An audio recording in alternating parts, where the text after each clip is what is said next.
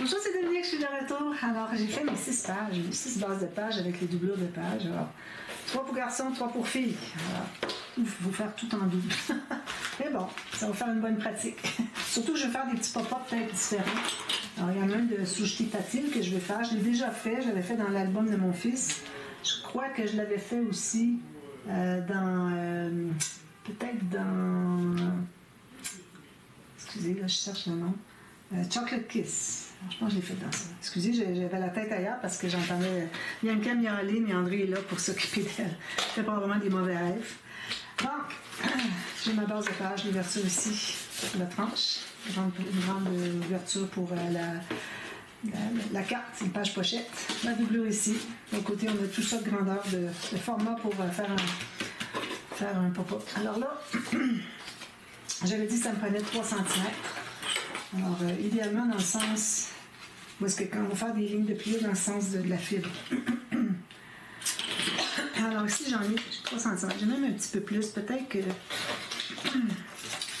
je prendrai plus. Là, je prends toute la longueur. Je devrais couper dans l'autre sens parce que j'en ai déjà trop long de toute façon. J'aurais pu le couper comme ça au lieu de couper comme ça. Bon, j'ai fouillé dans mes chutes. J'ai tout plein de ces petites bandes-là. Oups, celle-là, ça n'en est pas une. Tout fait dans le sens de la fibre. Celle-là, non. Alors, j'en ai 2 autres ici. Ça va m'en prendre 12 parce que j'ai 6 pages. Alors, 3 cm, je pense que ça donne 1 pouce et 1 8. J'en fais juste quelques-unes de plus ici, mais je vais les faire hors ligne après. Alors, ici, c'est pas tout à fait. Ici, pas tout à fait. Je vais sûrement pas être moins que ça. Excusez. Je pense que ça, c'est tout petit. Ça, c'en est une autre. Bon, alors, j'en ai déjà quelques-unes. Je vais faire une ligne de pliure. Alors, je vous répète, hein, c'est une série juste pour le plaisir. Alors, rien d'extravagant, rien de structuré, pas toutes les explications nécessairement. C'est là le bout trop large. Alors, c'est ça. J'avertis parce que des gens m'ont dit, ben là, c'est quoi ce tuto-là? Oui, c'est ça. Oups, je l'ai coupé trop petite. Ce ne sont pas des tutos conventionnels. Ça fait du bien à l'occasion de faire quelque chose qui demande pas trop, pas trop de tête. C'est aussi possible que pendant que je fais quelque chose, éventuellement, je change d'idée. C'est juste pour le plaisir. Vous écoutez ça pour relaxer avant d'aller dormir. Moi, je sais bien que quand j'écoute mes vidéos, j'écoute toujours mes vidéos après les avoir faites pour voir s'il y a de l'éditing à faire, hein, de couper des parties, des erreurs, des choses comme ça, écrire des petites notes dans les boîtes de description. Alors, quand je les écoute, je suis assise dans mon sofa, je m'endors. C'est un somnifère, mais pas juste les miens. J'ai remarqué que même d'autres vidéos, quelles qu'elles soient, je regarde de ces temps-ci des vidéos de miniatures, les gens qui font des miniatures, soit qui montent des kits, qui expliquent comment faire, c'est juste avec de la musique et il n'y a pas de paroles, ou il y a une chaîne de monsieur qui, je pense que c'est un homme, ça paraîtrait d'être un homme, selon les mains, on voit juste les mains, qui fait des miniatures de A à Z. Il bâtit tout, les petits morceaux de bois. C'est incroyable, des petites choses miniatures. Mais c'est superbe ce qu'il fait vraiment. Là. Alors, je regarde ça, puis ça m'endort aussi. Donc, alors ici, vous avez vu, j'ai fait une ligne. Alors ici, je me trouve à avoir 7/8 de pouce ou 2 cm. J'ai peut-être même un petit peu. J'ai plus ici, j'ai 3,5 cm. Alors, il faudrait que j'en enlève parce que je veux vraiment avoir 3 cm, 2 cm ici. Là, j'ai 2,2. Vous avez vu le petit 2 mm parce que je veux vraiment pas que ce soit plus large que ça. Les pages ne sont pas si épaisses, donc pour que ce soit trop large. Celle-ci aussi, je vais la couper. Comme ça. Ajuster ça. Juste comme ça, je pense. Un petit peu plus. Voilà. Alors là, j'ai 3 cm. 2 plus 1. Exactement. Donc, là, je vais prendre ma petite planche. Je vais commencer par mesurer. Les pages, est-ce que je les fais à hauteur complète ou pas? Ils sont un petit peu dans la direction paysage. Ils sont pas très hautes, mais quand même une bonne hauteur. Est-ce que je vais peut-être aller 1 cm de moins en haut et en bas. 1 cm, moi je calcule que c'est assez comme bande de collage pour fermer les petites pochettes. Donc, je me fais une marque tout juste à la hauteur de la page. Alors, je vais faire toutes les autres comme ça. Alors, ben, j'en couper juste une finalement. Alors, je la coupe bien droite ici, la hauteur de la page. Ensuite, avec ma petite planche à rainure, je fais une petite marque, une pliure à 1 cm. Seulement, je fais 1,2, je fais 1 demi-pouce.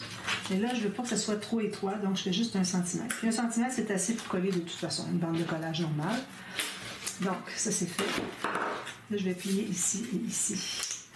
Là, je vais entrer ma petite bande ici, avec le rebord plié. Si vous voyez. Puis, je vais aller ouvrir le côté. Je me fais une marque à environ 1 mm ou 1 demi-millimètre. Si vous avez du papier 300 grammes, 250 plus, allez à 1 mm de moins. Moi, c'est du 216, donc jusqu'à 200, vous allez couper à 1 demi-millimètre. Parce que quand on le plie, plus que le papier est épais, plus qu'il va pousser ce qu'on met à l'intérieur. Et ici, vous voyez, moi j'ai enlevé, j'ai peut-être enlevé 1 mm finalement. Non, même pas. Puis c'est parfait. Donc, alors là, ici, on va enlever le petit carré. Puis on biseaute ce qui reste, la bande de collage. Alors, comme je vous dis, si vous avez des questions, vous cherchez une technique, vous avez regardé la vidéo, vous dites, ben là, pouvez-vous m'expliquer mieux? Parce que j'explique pas tout en détail, là, dans les juste pour le plaisir. Donc, vous me le dites, puis je vous trouve un tuto, simplement. Alors là, ça, moi, je le plie toujours en avance parce que c'est plus facile à gérer. Puis la partie où est-ce que c'est que ça plie sur le côté montagne, je le mets toujours sur le dessus. C'est plus facile aussi, encore là, à gérer pour coller les deux parties. Alors, je mets de la colle sur ma petite bande ici. Je mets ça bien droit. Je centre, vu que j'ai un peu moins large. Bien droit ici. Puis je colle le reste. Très simple. Ensuite, je mets de la colle ici.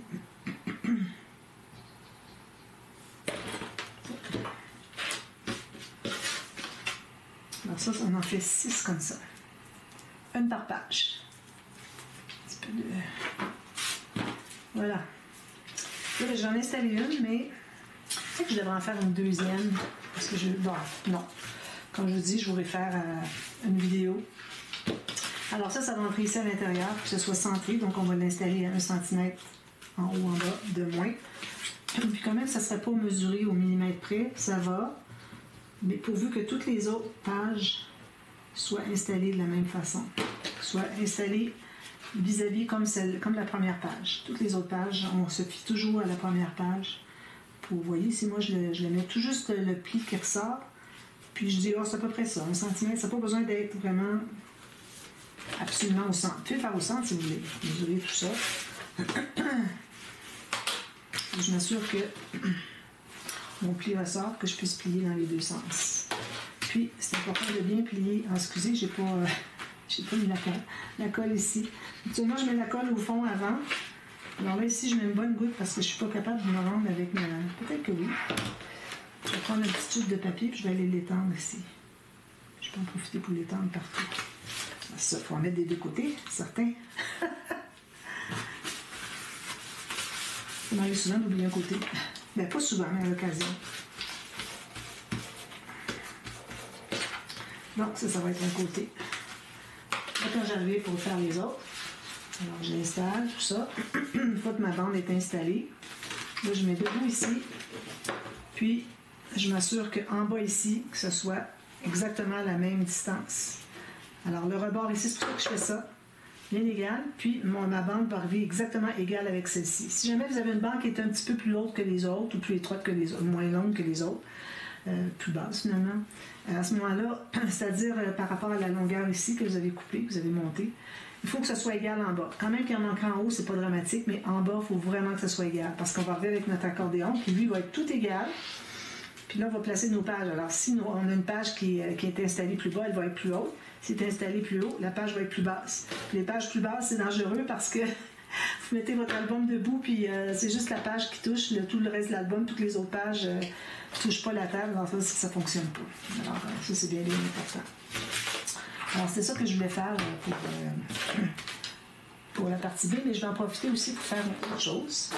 C'est-à-dire que je vais faire un grand rabat ici. Alors là, ce que je vais faire qui ouvre sur le côté, pour le pop-up que je... Attendez un petit peu, le pop-up que je vais faire.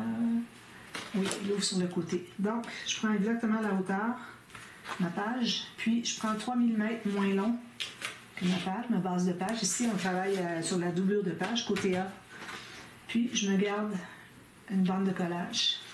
Alors, je vais couper sur la longueur en premier. Ça va faire des belles chutes pour des pochettes, des petits rabats. Regardez, je pense que c'est à 10 cm. 9,5. Pour des photos 9 par 13, ça fait des belles cartes. Donc, j'ai ça ici. Là, je vais faire ma ligne de pliure sur la marque ici qui correspond à la page. Un petit peu moins large, c'est correct. Pourvu que vous arriviez sur une rainure, mais il ne faut pas que vous en preniez plus loin parce que la page va dépasser. Le rabat va dépasser. Alors, moi, je fais un petit gousset d'à peu près 2 mm parce que je vais mettre des pochettes à l'intérieur. Alors, quand je mets des pochettes à l'intérieur, si je ne fais pas de gousset, puis que mes pochettes arrivent tout juste sur le bord de mon pli, de mon grand rabat, ben, ça va vouloir former un rond. Après, la première fois que je l'ai fait, j'ai mis des pochettes, mais je n'ai pas mis de gousset. Alors, ça faisait rond ici. Ça voulait vraiment plier. Là, je l'ai laissé un petit peu. Alors, ça veut dire que, après ça, j'ai dit, ben là, il faut mettre un gousset. Et soit qu'on met un gousset, ou soit que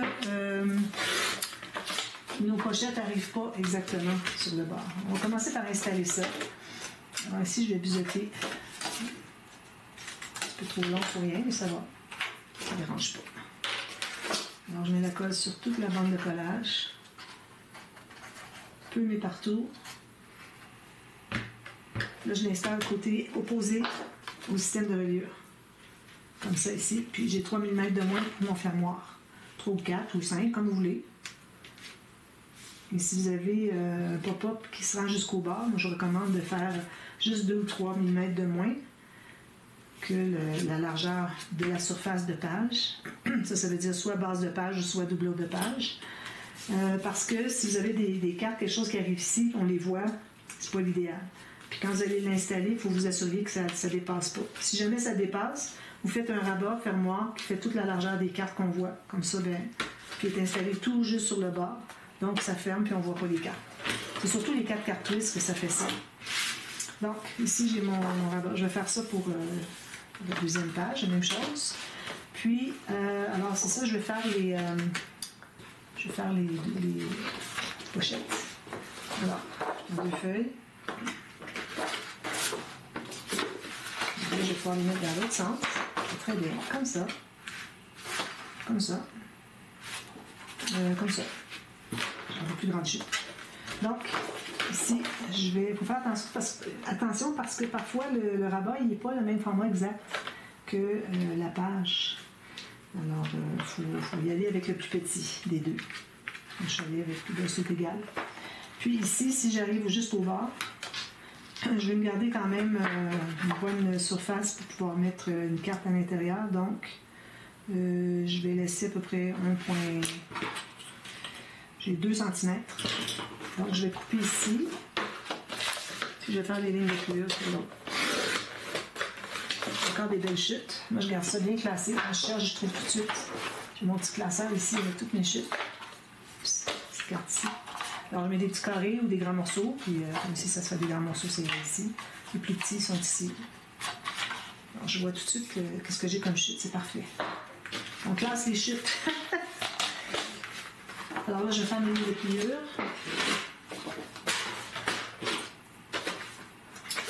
Alors ici, j'ai un quart de pouce. Puis 8, un petit peu moins. Tasser un petit peu. Alors, j'ai 3 quarts de pouce. Ça, c'est la mesure que j'ai sur ma planche à laine. Vous êtes en centimètres, vous allez voir qu'est-ce que c'est que ça donne, selon vos marques. Ça. Alors, comme je disais, si vous ne voulez pas mettre de gousset, ce que vous pouvez faire, c'est faire les pochettes quand même, et faites-les arriver à peu près à 5 ou 6 mm du bord. Ça ne dérangera pas. Ça ne formera pas de gousset. C'est quand c'est tout appuyé sur tout près du pli, et juste dégager le pli du gousset, c'est là qu'on a besoin d'un gousset. Parce qu'il faut faire attention, parfois il y a des pop-up, des mécanismes qui sont installés de part et d'autre du pli, tout juste. Alors c'est celle-là, ces pop-up-là où est-ce que c'est qu'on ne peut pas ajouter de gousset. Mais si on en ajoute, c'est parce qu'on sait que nos pochettes vont vont prendre la place pour l'épaisseur. Donc, ce qui va rester de part et d'autre des pochettes, ça va devenir comme si c'était juste, juste un pli normal de grand rabat. Alors, je dégage mon pli de droite. C'est beau, je vais pouvoir aller coller le reste. Je colle. Je fais toujours ça en deux temps parce que sinon on a les doigts pleins de colle. Comme j'ai fait les doublures de page. Même chose. Sauf que j'ai pas fait le petit rebord ici parce que ça commence à faire. C'est correct pour la grande doublure de page, mais pour des petites pochettes comme ça, c'est pas nécessaire. Bon, voilà. Faut pas que je dépasse. S'il manque un quart de millimètre, c'est pas dramatique. Je fais ici, je fais la même chose de l'autre côté. J'ai même pas biseauté, c'est pas grave parce que on ne verra pas. Je vais biseauter si vous voulez, mais on ne voit pas ici. On a tellement de choses dessus qu'on ne verra plus du tout la bande de collage. Tout bien égal partout, parfait. Alors je le mets égal avec l'autre. Si jamais il y a un petit surplus, ben faut que au moins il faut que ça soit égal. Puis là, je dégage le pli gauche de mon petit gousset. Quand on installe la pochette à gauche, on dégage le pli gauche. Quand on installe à droite, on dégage le pli de droite. Puis là, je vais replacer represser sur mes bandes de collage, puis ce que j'ai collé tout à l'heure.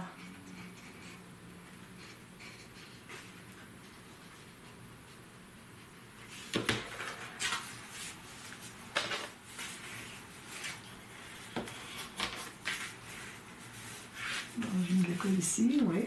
Fait. Alors, je fais ça pour les deux pages, finalement. Donc, je vais les faire en ligne. Puis ici, on va décider plus tard si on arrondit les coins ou pas. De toute façon, on travaille sur les pochettes. Ça devient notre surface de travail ici. C'est certain qu'on a fait des pochettes, il faut que ça soit dégagé ici, mettre un cap. Alors, c'est pour ça que ça diminue un peu notre surface de travail, surface de pop-up, finalement. Alors, je vais décider ça plus tard. Puis aussi, même chose pour le fermoir. Alors, l'avantage de faire des pochettes comme ça, c'est que on n'a pas à installer le fermoir avant de faire notre interaction, avant qu'on mate le fond, parce que ici, notre interaction va être sur les pochettes. À la toute fin, moi, je mate ici.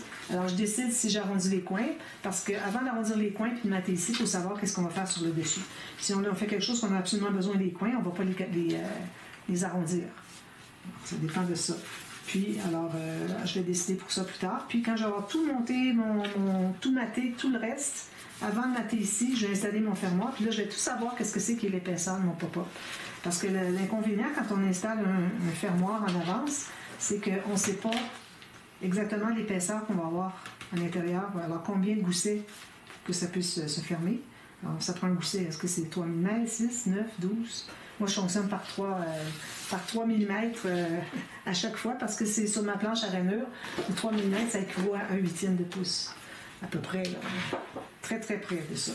Alors, c'est pour ça que j'aime bien faire mes pochettes comme ça pour pouvoir savoir exactement, quand tout va être terminé, savoir combien de goussets je mets là.